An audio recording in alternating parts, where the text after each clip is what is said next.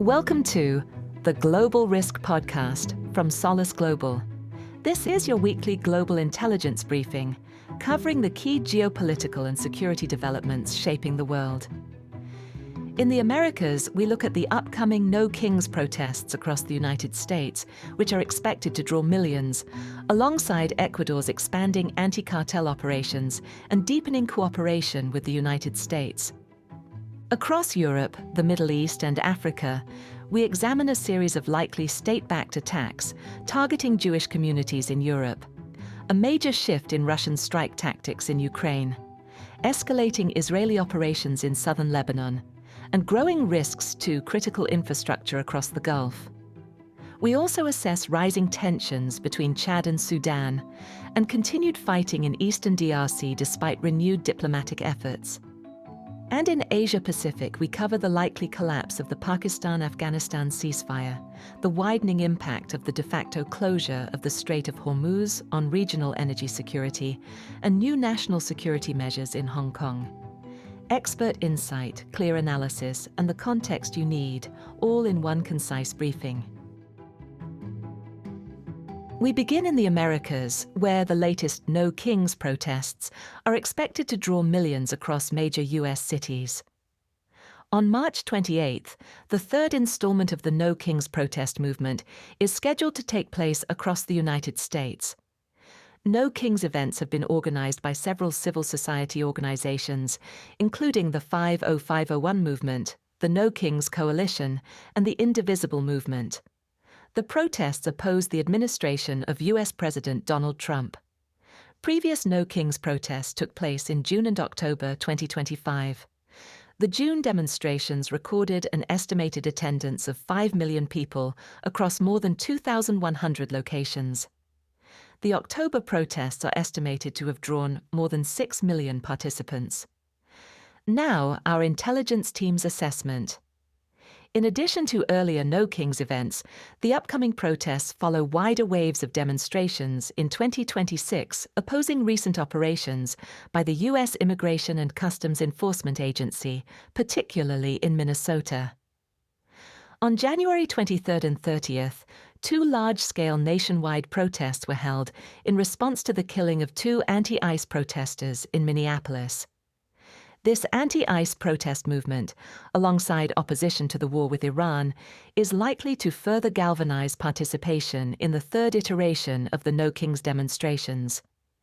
On March 28th, protests will almost certainly be recorded across most major U.S. urban centers. Most events are expected to begin between noon and 1 p.m. local time, although disruptions are likely to start in the late morning across many city centers. Previous No Kings protests have been characterized by a relative lack of violent clashes or direct action, despite their scale, and have primarily resulted in localized traffic disruption. While the planned and vertically organized nature of the protests reduces the likelihood of violence, localized clashes between protesters and police, or between protesters and counter-protesters, cannot be ruled out. The likelihood of such incidents increases in the late afternoon, as the main protest events conclude and crowds begin to disperse. There is also a realistic possibility of isolated political violence, including lone wolf terrorism, targeting protest events due to the anticipated large turnout. This assessment is informed by recent notable cases of attacks or attempted attacks, including an Islamic State-inspired, botched grenade attack at a protest in New York City on March 7th. Still in the Americas, Ecuador's large-scale operations against cartel networks are continuing, with further cooperation with the United States likely. Ecuadorian security forces have begun anti-cartel operations following the deployment of 75,000 police officers, announced on March 16th. On March 20th, Interior Minister John Reinberg stated that at least 6 people had been killed in clashes with police in Los Rios during the initial stages of the operations. On March 23rd, authorities stated that at least 980 people had been arrested across the 4 provinces, where curfew measures are in place. Among those detained was Ruben Hernan Zebi, also known as Wee Wee or Teniente, a key leader of the AB faction of the Los Choneros cartel. Now, our intelligence team's assessment.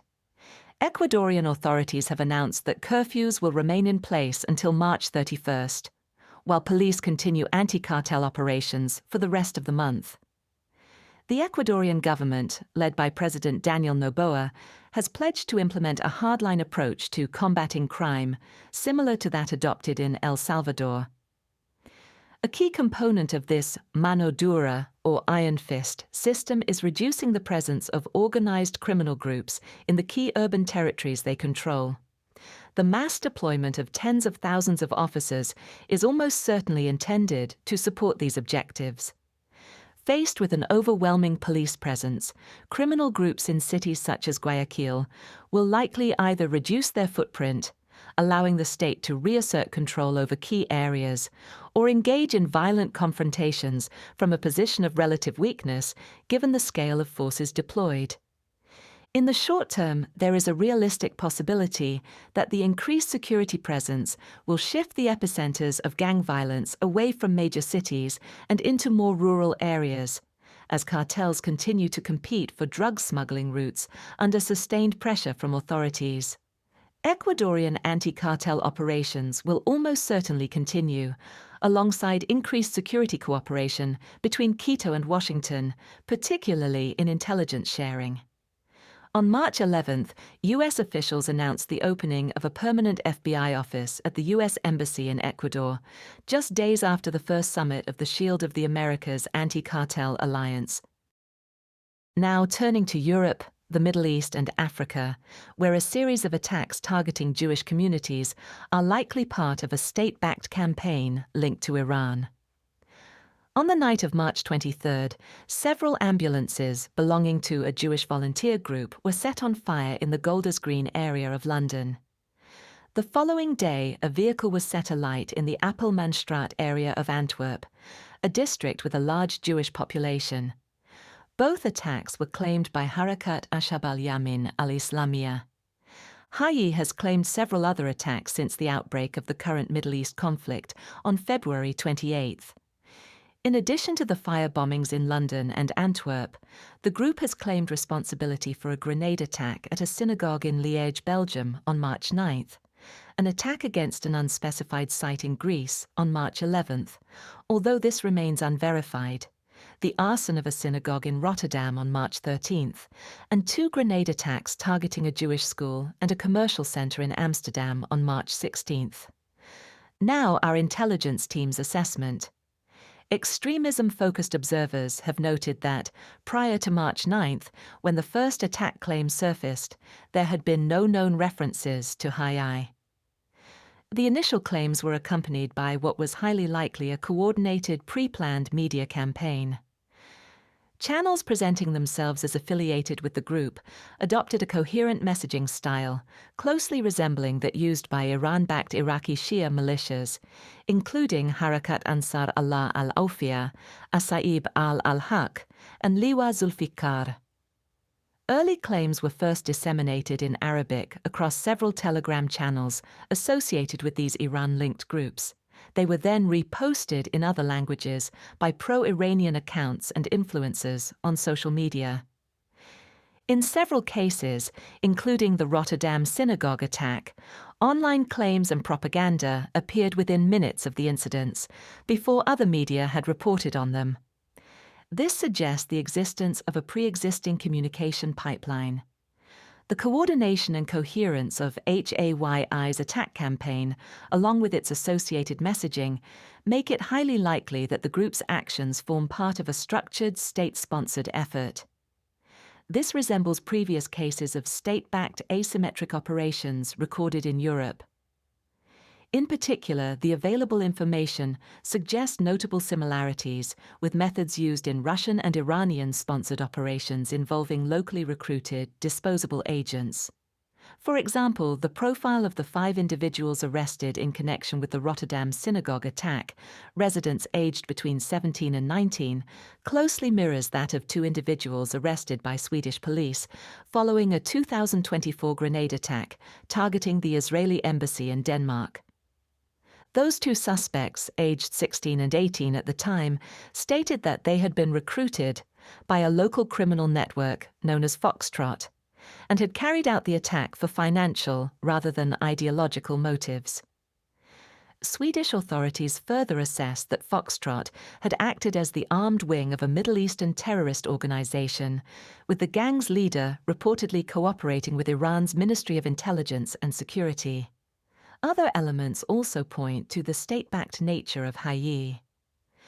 Most notably, the group did not claim responsibility for or praise the March 12 Michigan synagogue attack, which was reportedly carried out as retaliation for Israeli military operations.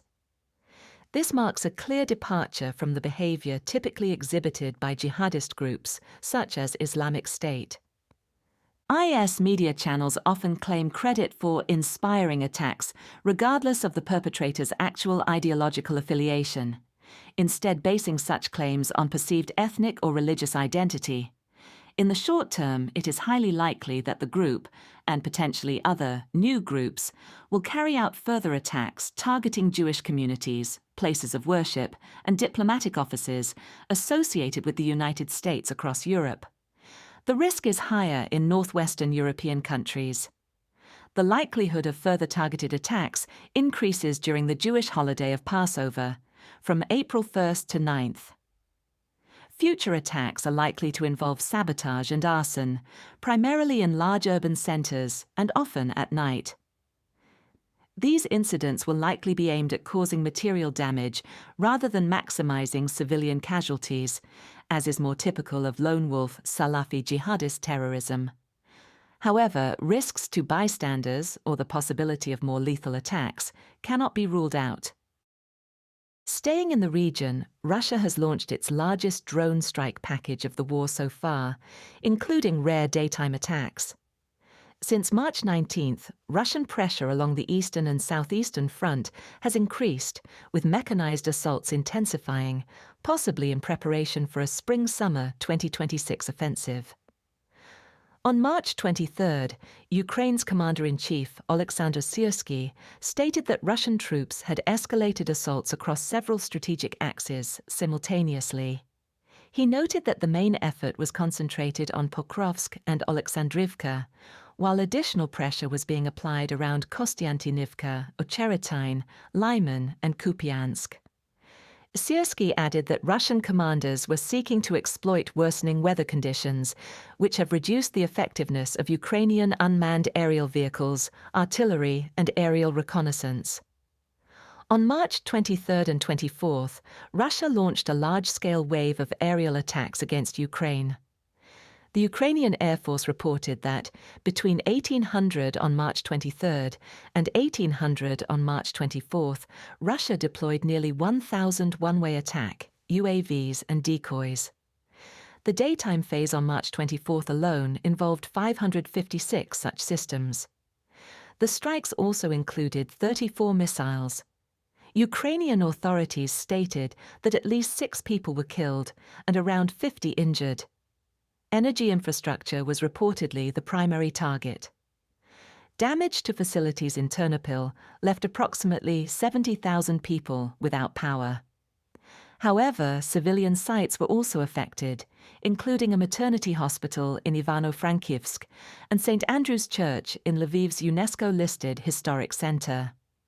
Now, our intelligence team's assessment. It is likely that the increase in Russian frontline activity since March 19th reflects intensified shaping operations for future offensives, as well as opportunistic pressure, rather than the start of a sustained, theater-wide spring offensive.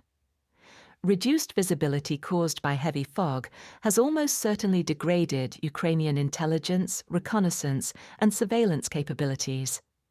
At the same time, improved ground conditions are likely enabling a higher tempo of mechanized maneuver. The sustained aerial assault against Ukraine on March 23rd and 24th is particularly notable for 2 reasons. First, it involved the largest combined strike package deployed against Ukraine within a 24-hour period in the war so far. Second, the sheer scale of continued one-way attack UAV operations extending into the daytime on March 24th is unprecedented. This likely indicates an evolution in Russian tactics, techniques, and procedures. Earlier this month, Ukraine's Air Force spokesperson, Yuri Inat, stated that Russia attacks Ukraine with hundreds of drones virtually every night. In the past week, official daily summaries have described major attacks beginning on the evening of March 18th, with 133 one-way attack UAVs. This was followed by 156 on the evening of March 19th, 139 on March 21st, 251 on March 22nd, and 147 beginning at 1900 on March 24th. Even the previous record high, 728 one-way attack UAVs launched on July 9, 2025, was, by a significant margin, concentrated into a single overnight attack. Russian forces have almost certainly prioritized overnight attacks in order to exploit reduced detection and interception capabilities, while also increasing psychological impact. However, only limited strikes have typically occurred during daylight. While overnight attacks have, at times, continued into the following day, such as on September 2, 2025, when 53 one-way attack UAVs were launched in broad daylight following an overnight assault. These instances have remained relatively uncommon. As a result, Ukrainian air defense operators and the civilian population have likely adapted to lower daytime threat levels, leading to reduced vigilance during daylight hours. There is a realistic possibility of renewed large-scale daytime attacks in the near term. These would likely be intended to disrupt established air defense patterns, degrade civilian morale, and undermine assumptions that daytime operations in logistics, hubs such as Lviv, carry reduced exposure to Russian long-range fires. A sustained evolution in Russian tactics, techniques, and procedures towards daytime aerial attacks would likely further erode the predictability of warning windows for foreign organizations and civilians in Ukraine. It would also mean that shelter-in-place requirements may increasingly extend into established business hours. Also in the region, Israeli ground operations in southern Lebanon are expected to intensify in the coming days. The Israel Defense Forces has expanded its offensive activity in southern Lebanon. As of March 26th, multiple brigades from the 36th, 91st, 16th, and 210th Divisions are operating in the area. On March 24th, IDF officials stated that additional forces would be deployed to Lebanon in order to intensify ground operations against Hezbollah. On the same day, Israeli Defense Minister Israel Katz said that the IDF would establish a security zone south of the Litani River. Alongside the ground offensive, Israeli forces have destroyed at least 5 bridges spanning the Litani River. On March 24th, Lebanese officials announced that they had revoked the Iranian ambassador's accreditation and declared him persona non grata. Ahead of this decision, Lebanese Prime Minister Nawaf Salam accused Iran's Islamic Revolutionary Guard Corps of directing Hezbollah's operations in Lebanon. On the same day, Lebanese authorities arrested 8 suspected Hezbollah members as they attempted to transport rockets to southern Lebanon, likely in an effort to reconstitute a threat to northern Israel. Also on March 24th, Tehran launched a ballistic missile towards Beirut. It was successfully intercepted, with debris causing limited damage in the Christian town of Sahel Alma. Coinciding with the intensification of Israeli ground operations, Hezbollah has increased the volume of its attacks targeting northern Israel. On March 24th and 25th, Hezbollah carried out at least 79 attacks on Israeli positions in Lebanon and northern Israel. This represents the highest number of attacks recorded since the start of the conflict. While Hezbollah's attacks have primarily targeted deployed forces and military installations in northern Israel, such as Meron Air Base, strikes have also hit civilian areas, including Haifa and smaller settlements near the international border, resulting in multiple casualties. Now, our intelligence team's assessment. Israel's main strategic objective in Lebanon almost certainly remains the neutralization of Hezbollah south of the Litani River. This would reduce the group's ability to strike parts of northern and central Israel, while also disrupting its logistics. The destruction of several key bridges over the Litani is almost certainly intended to prevent Hezbollah from transporting additional military equipment into southern Lebanon. This would reduce both the group's direct threat to deployed IDF units in the area and its capacity to launch rockets and other projectiles towards northern Israel. As further units are deployed to southern Lebanon and the IDF advances, the threat to northern and central Israel will likely decrease. However, many of Hezbollah's locally assembled weapon systems, as well as systems that remain in its arsenal, can still pose a threat to Israel from positions north of the Litani River. Israel is also likely capitalizing on the current conflict with Iran to exert increased pressure on the Lebanese government, seeking to exploit Hezbollah's current relative weakness. The central government has tasked the Lebanese armed forces with the phased disarmament of Hezbollah, resulting in the appropriation of heavy weaponry and other arms. However, Hezbollah has retained the ability to produce attack drones and rockets, enabling it to reconstitute a threat to northern and central Israel. Israel's expanded ground operations in southern Lebanon, combined with intensified airstrikes across the country, have likely increased pressure on Beirut, both internally and externally, to accelerate Hezbollah's disarmament and neutralize its military threat. This pressure comes at a time when Iran and the Islamic Revolutionary Guard Corps have been significantly degraded and have limited capacity to facilitate lethal aid into Lebanon. The Lebanese government's decision to expel the Iranian ambassador, coinciding with the arrest of several Hezbollah operatives, almost certainly represents a significant shift in its willingness to disarm Hezbollah, a process that has, until now, remained relatively limited and localized. Iran's ballistic missile launch towards Beirut, reportedly targeting the U.S. embassy, was almost certainly also intended to send a clear message to the Lebanese government.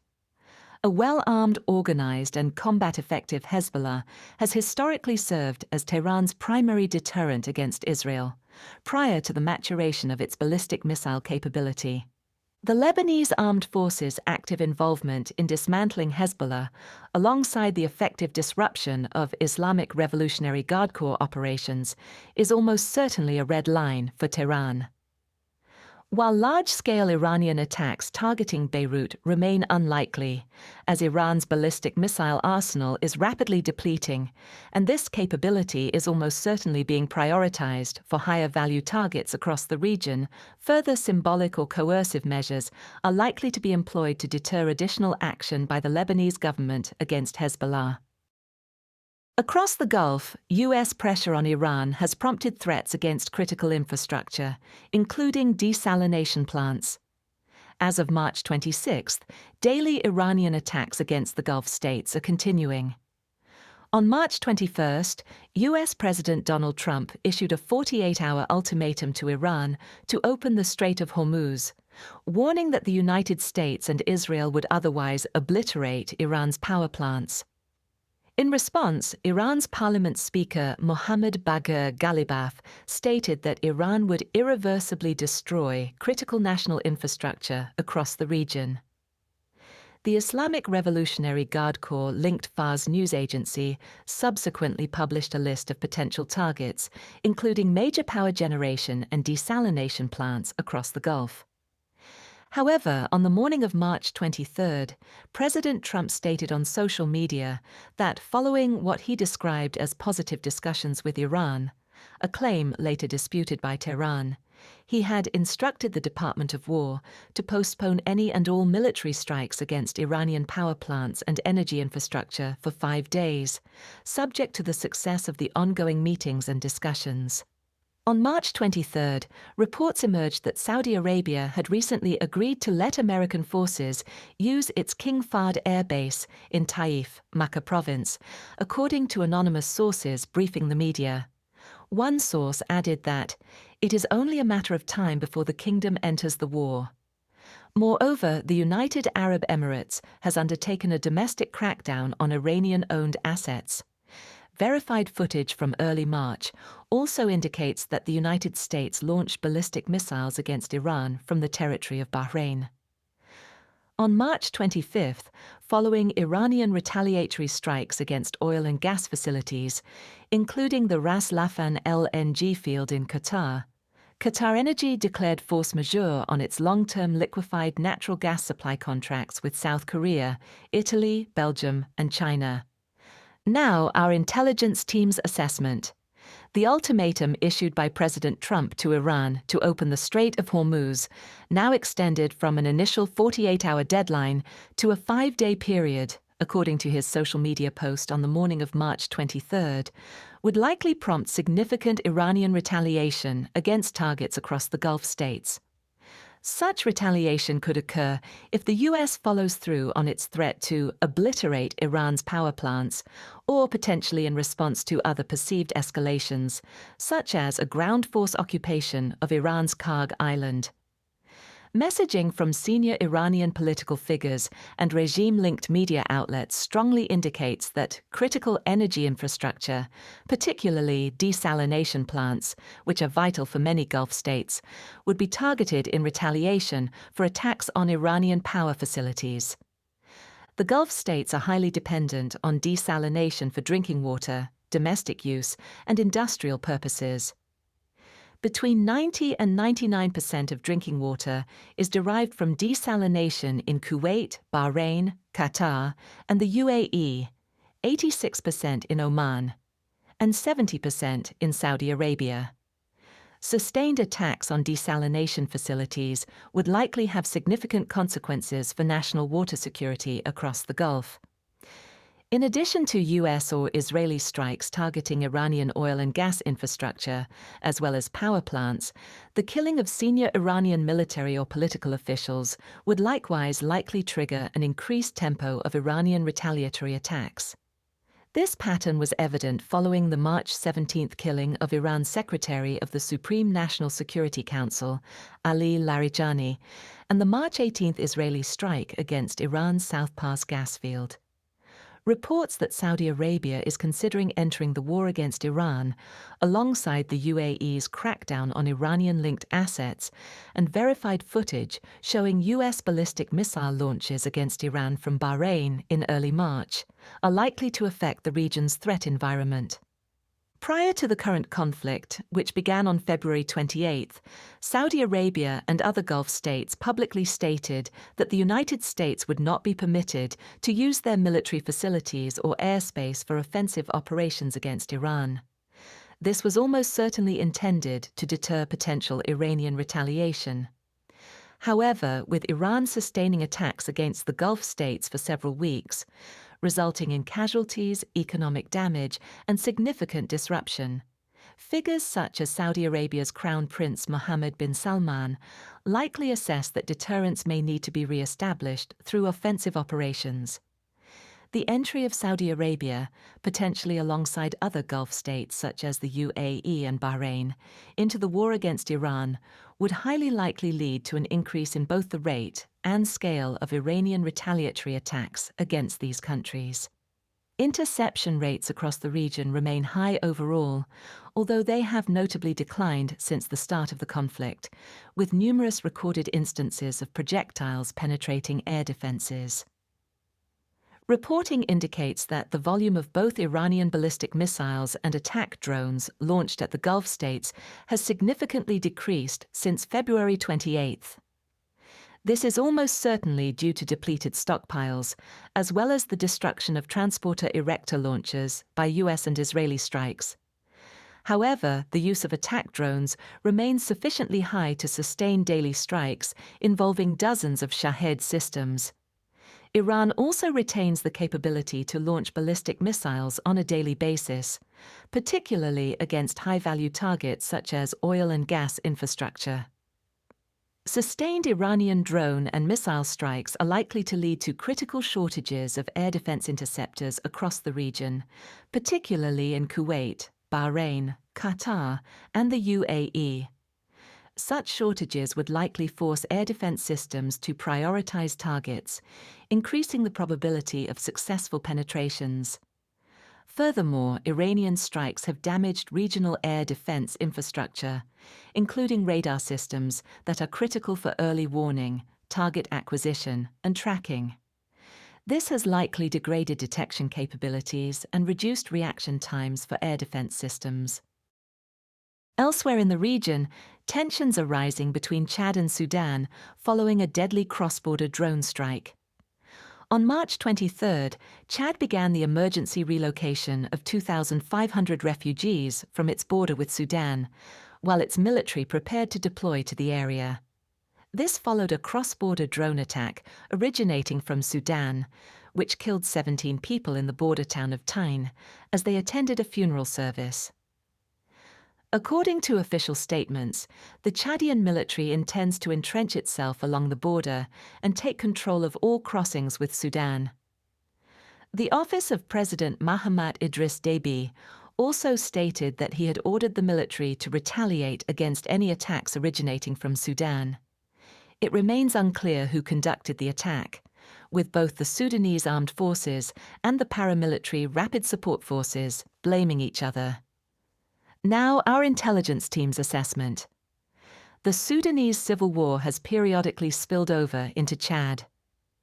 The violence in Sudan has driven a steady influx of refugees across the border, with approximately 18,000 families fleeing to Chad between December 22nd and January 16th. This has been accompanied by an increase in crime, with rising violence fueling tensions between refugees and long-term residents. Furthermore, the Rapid Support Forces have conducted attacks against members of the Zagawa ethnic group, to which Chadian President Mahamat Deby belongs, who live on both sides of the border.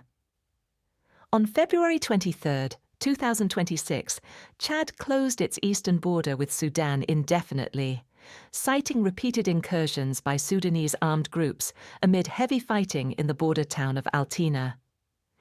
Despite the RSF's targeting of the Zagawa, Chad has been repeatedly accused of supporting the group. In November 2024, the Sudanese government filed a complaint against Chad before the African Commission on Human and People's Rights, alleging that the Chadian government had intervened in Sudanese affairs by backing the RSF since 2023. While Chad has publicly denied these accusations, reporting indicates that the country has been used by the UAE as a conduit to funnel weapons to the RSF. Chad has also been accused of providing direct support in the form of weapons and mercenaries. Furthermore, the RSF recruits from within Chad, with ethnic ties and economic hardship driving some Chadian youth to join the paramilitary. Further cross-border attacks would highly likely prompt the Chadian military to carry out its stated threats of operations inside Sudan. Such actions would likely begin as limited operations, potentially involving artillery strikes against the Sudanese armed forces or armed groups linked to them near the border. This would almost certainly carry a risk of retaliation from the Sudanese armed forces, particularly given their prior accusations that Chad supports the RSF, as well as their claims that the RSF was responsible for the recent drone strike. And in Central Africa, fighting continues in eastern DRC, despite renewed commitments to de-escalation. Clashes have persisted between the armed forces of the Democratic Republic of the Congo and the Rwanda-backed AFCM-23 rebel group, despite recent peace talks mediated in Washington. On March 23, fighting took place in Kazinga, in the Osso-Banyungu sector of Masisi Territory, North Kivu Province, as AFCM-23 attempted an incursion into the area. The FARDC, alongside Wazalendo forces, successfully repelled the attack. The peace talks held on March 17th and 18th resulted in the Democratic Republic of the Congo and Rwanda agreeing to a series of coordinated steps to de-escalate tensions and advance progress on the ground, according to a joint USDRC-Rwanda statement. The statement also outlined a mutual commitment to specific measures to support each other's sovereignty and territorial integrity. This included the scheduled disengagement of forces and the lifting of Rwanda's defensive measures in defined areas of DRC territory. It also referenced time-bound and intensified efforts by the DRC to neutralize the FDLR, alongside commitments to protect civilians. The talks took place amid growing diplomatic pressure on Rwanda, with the United States imposing sanctions on the Rwanda Defense Force and 4 senior officers on March 2nd. Now, our intelligence team's assessment. The latest agreement follows nearly a year of U.S. mediation in the conflict and comes after the signing of the joint declaration on the occasion of establishing the Washington Accords for Peace and Prosperity on December 4, 2025. These efforts have been complemented by separate, Qatar-mediated talks between the Democratic Republic of the Congo and AFCM-23. These produced 3 non-binding agreements containing ceasefire provisions in April, July, and November 2025, as well as a ceasefire monitoring mechanism established in October. Despite ongoing peace talks, the fighting has not subsided. The Congolese government has increased its use of drone strikes in recent months, including the assassination of M23 spokesperson Willy Ngoma on February 24, 2026. Furthermore, the two sides have yet to sign a memorandum of understanding to formally establish the political body overseeing the ceasefire monitoring mechanism. AFCM-23 has accused the government of deliberately delaying the agreement in order to reclaim territory and weaken the group. The government is almost certainly incentivized to weaken AFCM-23 as much as possible before any concrete peace deal is implemented. AFCM-23 has reportedly reinforced Rubaya following multiple drone strikes on its positions since February 23. At the same time, advances by the FARDC and Wazalendo suggest a likely attempt to capture the city. Seizing Rubaya would cut AFCM-23 off from a major mining hub and a key source of revenue. United Nations estimates indicate that the group has been generating around $800,000 per month from levies collected at the mine. Given the ongoing offensive, it is highly likely that the Washington-mediated agreements are being used, at least in part, to signal adherence to the peace process and placate the United States, while simultaneously increasing pressure on Rwanda to withdraw its support for AFCM-23.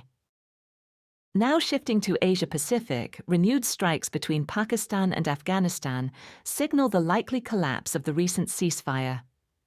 On March 25, Taliban officials stated that at least 2 people were killed and 8 injured in Pakistani military strikes across Afghanistan's Kunar region over the preceding 24 hours. A total of 85 artillery shells were reportedly fired into the area. Afghan border forces are reported to have returned fire, with a Taliban official claiming that 3 Pakistani military posts were destroyed and 1 Pakistani soldier was killed. The previous day, an Afghan news outlet reported that the Taliban had formed a new military unit of 1,500 soldiers to deploy to the border with Pakistan in order to strengthen their positions in the war with Pakistan. The resumption of strikes follows a 5-day ceasefire between March 19th and 24th over Eid al-Fitr, brokered by Saudi Arabia, Turkey and Qatar. At its conclusion, Pakistan stated that the ceasefire would remain in place, provided that hostilities were not resumed from Afghan territory. A group of 22 prominent Pakistani and Afghan clerics also appealed to authorities to extend the ceasefire until late May, according to Pakistani media. During the ceasefire period, Afghanistan accused Pakistan of firing dozens of rockets into the Kunar region in violation of the agreement. While no injuries were reported, Afghan officials stated that the strikes displaced local residents. Now, our intelligence team's assessment. The return to fighting almost certainly signals the collapse of the ceasefire, despite indications from both sides that they intended to maintain the truce beyond its initial deadline. Prior to the ceasefire, the conflict was almost certainly escalating. On March 16th, Pakistani forces struck a drug rehabilitation center in Kabul, reportedly killing more than 400 people. The likely breakdown of the ceasefire reflects deep mistrust between the two sides. There is a realistic possibility that renewed strikes will once again escalate rapidly, extending beyond military targets. Any more concrete peace agreement will almost certainly depend on the Taliban's ability to constrain militants using Afghan territory to conduct cross-border operations into Pakistan.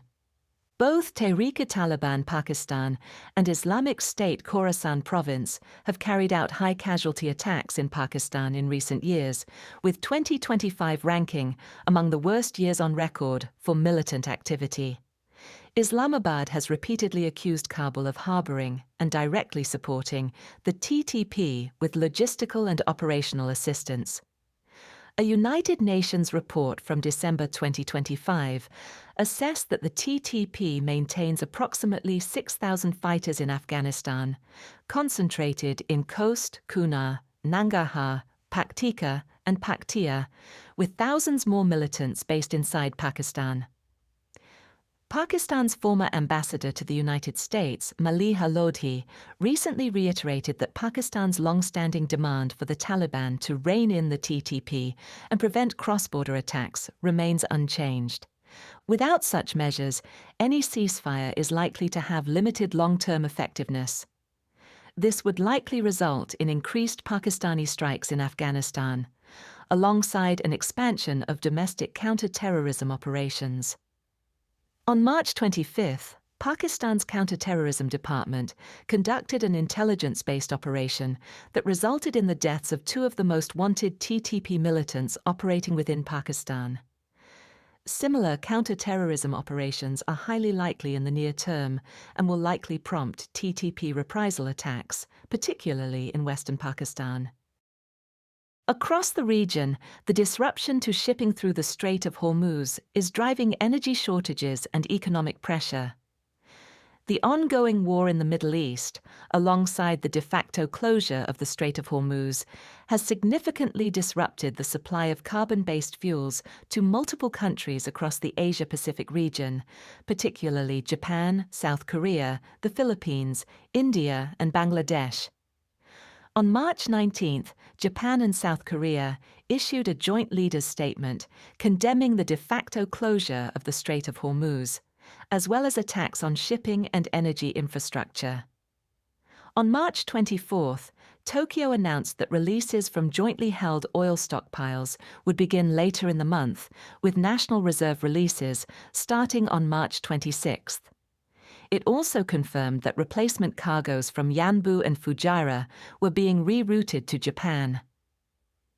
On the same day, South Korea's president, Lee Jae-myung, ordered a nationwide energy-saving campaign, reductions in public sector vehicle use, and conservation measures targeting the country's 50 largest oil consumers. The government also moved to restart 5 nuclear reactors by May, ease coal restrictions, and prepare a supplementary budget. On March 20th, Bangladeshi authorities stated that they were seeking more than $2 billion in external financing from multilateral lenders to secure fuel and liquefied natural gas imports, as well as to diversify supply sources. On March 23rd, Bangladesh's energy minister added that fuel imports would be increased by 25% over the year, while subsidies would be maintained. The public was also urged not to panic buy, as queues formed and intermittent fuel station closures began to occur in Dhaka.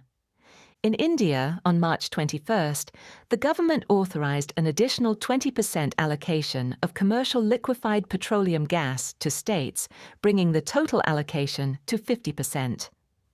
As of March 23rd, a limited number of India-flagged LPG carriers were still transiting the Strait of Hormuz under exceptional routing arrangements. By March 26th, Indian Oil had reportedly purchased its first Iranian LPG cargo since 2018. On March 19th, Philippine President Ferdinand Marcos Jr.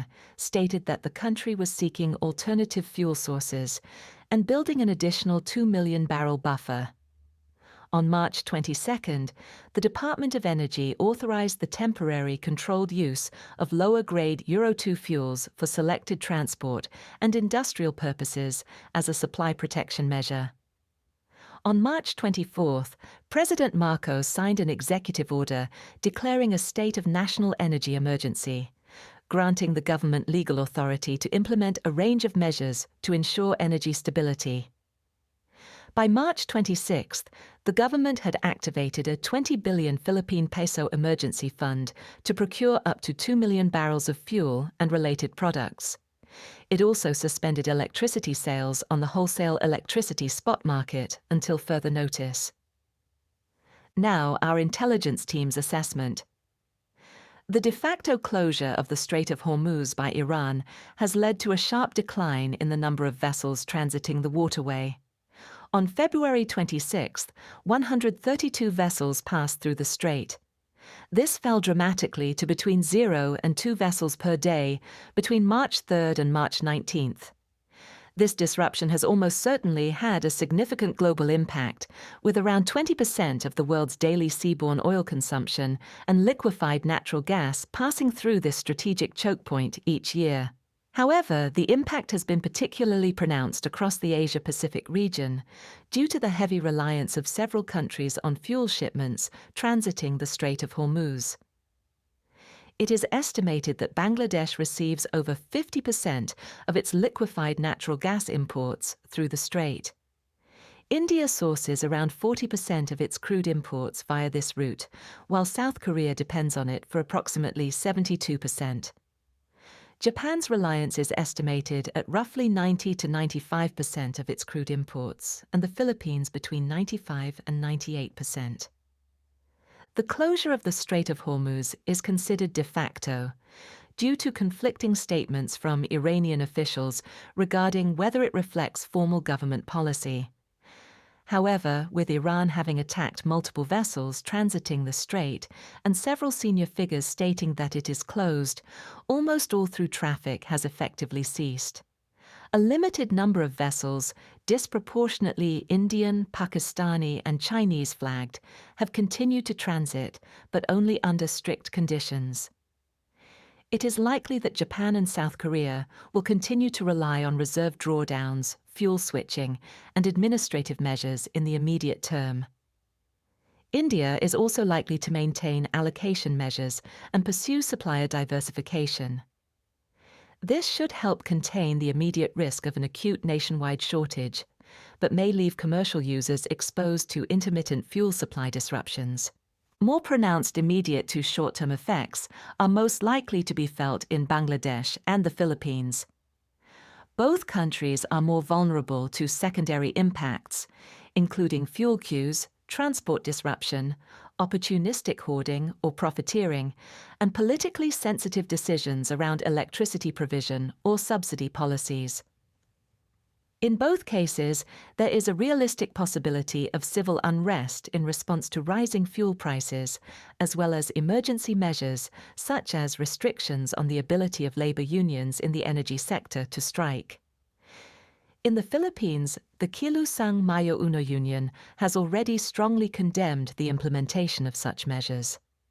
If transits remain suspended into April and disruption to liquefied natural gas supplies from Qatar persists, following Qatar's declaration of force majeure on its LNG contracts after Iranian strikes on the Ras Laffan gas fields, the most Strait of Hormuz-reliant states in the Asia-Pacific will face deeper market intervention, heavier subsidy burdens, and more pronounced impacts on transport and industry. And finally, in Hong Kong, new national security measures are expanding authorities' powers over digital communications. Amendments to Beijing's national security law, introduced on March 23, grant Hong Kong police the authority to require individuals suspected of offences under the law to provide passwords for their mobile phones or computers. Refusal to comply carries a potential sentence of up to 1 year in prison, and a fine of up to 100,000 Hong Kong dollars, approximately $12,700. Providing false or misleading information carries a penalty of up to 3 years in prison and a fine of up to 500,000 Hong Kong dollars, around $64,000. The amendments also grant customs officers the power to seize items deemed to have seditious intention. Officials have stated that the changes are intended to continue to improve the legal system and enforcement mechanisms for safeguarding national security in order to more effectively prevent, suppress, and punish acts that endanger national security. Now, our intelligence team's assessment. Hong Kong's national security law was imposed in 2020 in response to the anti-extradition bill protests, which took place between June 2019 and June 2020. The law introduced new national security offences in Hong Kong, including secession, subversion, terrorist activity, and collusion with foreign entities. It also required the establishment of a Committee for Safeguarding National Security, accountable to Beijing. Under this restructured legal framework, Hong Kong authorities, and by extension those in Beijing, were granted broader powers to investigate, prosecute, and deter political activity deemed to threaten national security. Human rights organizations have been widely critical of Hong Kong's national security framework. The latest amendments have been criticized in particular for infringing on fundamental liberties, including the privacy of communications and the right to a fair trial. According to the Hong Kong Security Bureau, 386 people have been arrested under national security law provisions since its implementation, with 176 individuals and 4 companies convicted. In February, media figure Jimmy Lai was sentenced to 20 years in prison for collusion with foreign forces and sedition, prompting widespread criticism. On March 24th, Hong Kong police also arrested a bookstore owner and 3 shopkeepers for selling seditious publications, including a biography of Jimmy Lai. The amendments to the national security law have almost certainly been introduced to further curtail dissent and strengthen Beijing's control over the special administrative region. The absence of a clear definition of what constitutes seditious intention highly likely allows authorities to search mobile phones and computers with broad discretion, increasing the risk of arbitrary enforcement or politically motivated seizures. Authorities are likely to exploit these broad definitions to target individuals or organizations the Communist Party deems a threat. This will contribute to an increasingly uncertain environment and will likely undermine Hong Kong's status as a global financial hub by deterring foreign investment and creating a more challenging operating environment for businesses. That concludes this week's Global Intelligence Briefing. These updates are part of our Global Intelligence subscription, which includes weekly reports, in-depth briefings, and live Q&A sessions with our experts. To learn more, visit solisglobal.com. Thank you for listening.